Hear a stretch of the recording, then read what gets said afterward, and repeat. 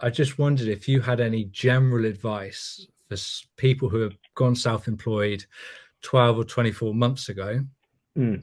what they need to be thinking or doing or planning for with a view to getting a mortgage. Lenders generally require 2 years track record of self-employment. So if you've gone self-employed, you can't just go and get a mortgage during that first year. It's not going to work, because there's no evidence that you've earned the money until such time as you've submitted a tax return if you're a sole trader. And if you're a limited company, you need to have 1 year's financial accounts at least and 1 year's tax return done, so it produces the same document. The reason I say they prefer 2 years, it's just because you've then got track record. It's 1 year is there are a handful, and I mean a very, very small number of lenders that will look at a 1 year self-employed business. The trouble with that is you're fishing in a very small pool. You're not basically going to get access to the whole market, and therefore the best solution, the best affordability, the best rate.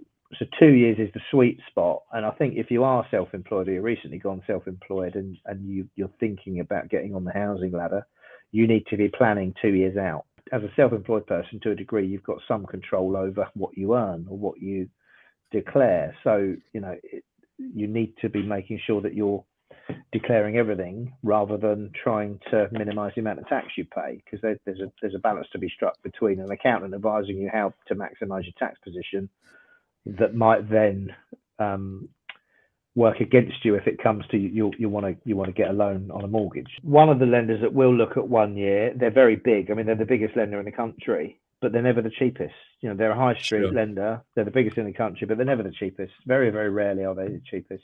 And there's probably an equation, right, about what rate would you be paying rushing to get a mortgage with 1 year's books?